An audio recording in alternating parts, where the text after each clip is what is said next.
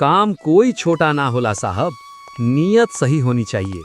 सब्जी हमारा पेशा है और मेहनत हमारी पहचान। कैसे हो बिहारी सब्जी वाले? आज कौन कौन सी सब्जियां लाए हो? आज तो बहुत ताज़ा दिख रहा है तुम्हारी सब्जियां। कौन से खेत से तोड़कर लाए हो?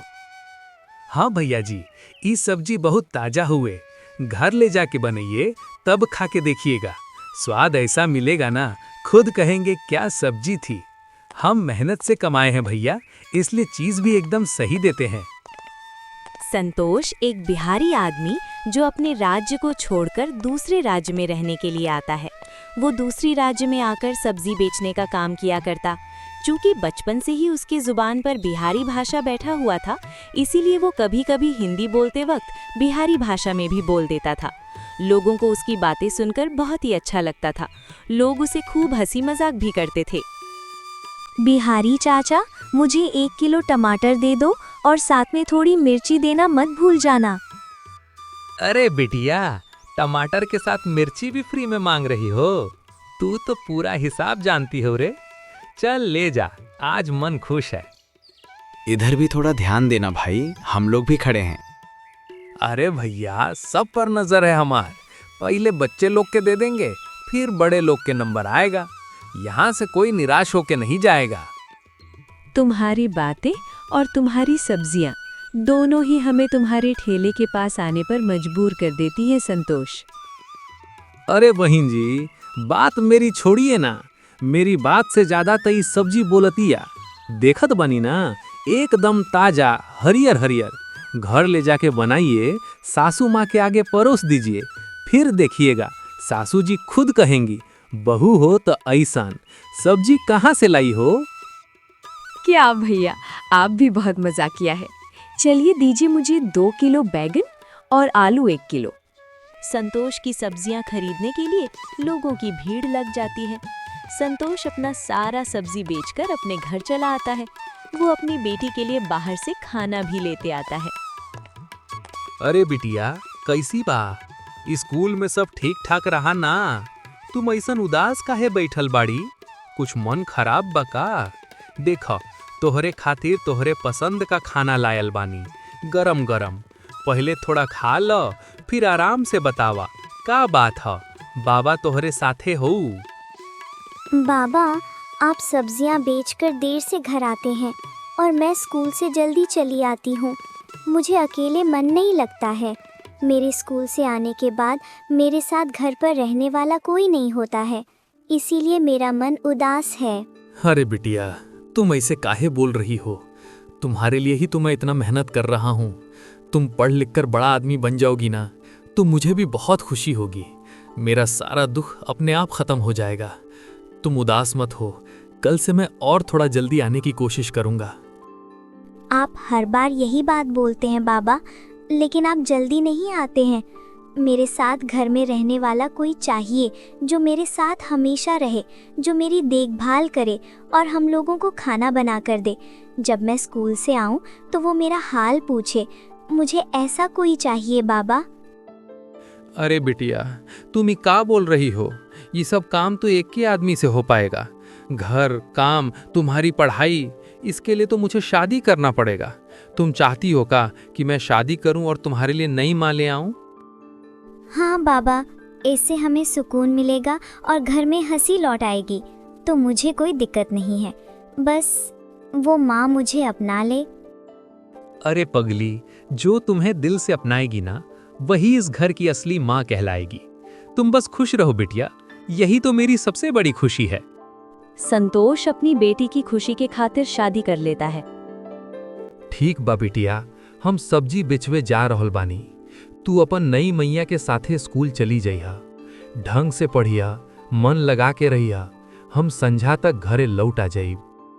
संतोष सब्जी बेचने के लिए घर से निकल जाता है। संतोष की बेटी भी अपनी नई माँ के साथ स्कूल जाती है। नहीं माँ, स्कूल खत्म होने के बाद आप मुझे लेने आना, मैं आपका इंतजार करूंगी। आलू लो, भिंडी लो, प्याज भी ले लो जी। एकदम ताजा ताजा सब्जी है। आपकी गली, आपके मोहल्ले में आया है बिहारी सब्जी वाला। एक बार देख लोगी ना तो बिना लिए जाओगी नहीं। तुम्हारी आवाज की तरह ही तुम्हारी सब्जियां भी एकदम अच्छी है। चलो 2 भाई बिहारी सब्जी वाले, 1 पीस लौकी और आधा किलो भिंडी तोल दो। अरे भैया जी, आपके मोहल्ले में पहली बार आया हूँ और आप बस 1 पीस लौकी या आधा किलो भिंडी ले रहे हैं। ऐसे कैसे चलेगा भैया जी, हमरा भी तो रोजी रोटी है। चलिए ना, थोड़ा और बढ़ा लीजिए। मेरी तरफ से 1 किलो टमाटर दे देता हूँ, एकदम सस्ता भाव लगाऊंगा।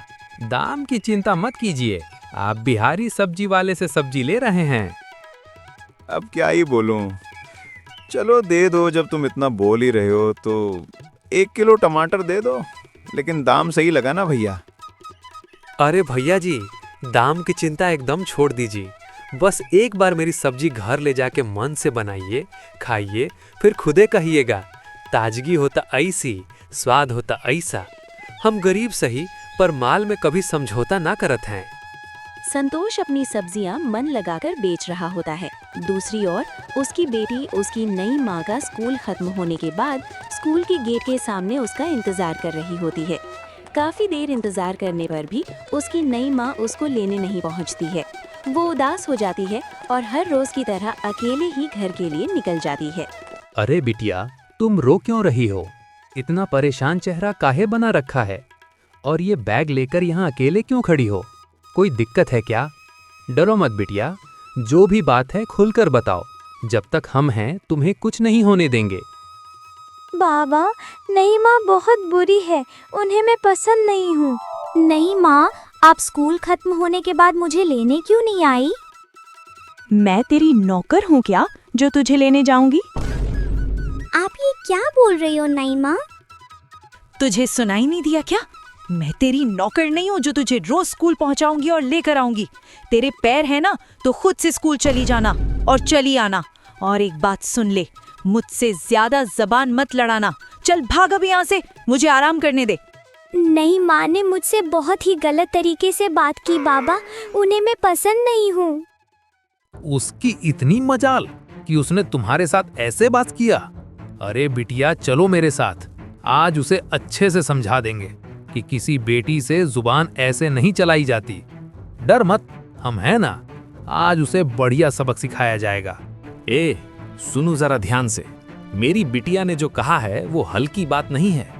तुमने उससे गलत तरीके से बात की और स्कूल ले जाने लाने से मना कर दिया, ये ठीक नहीं।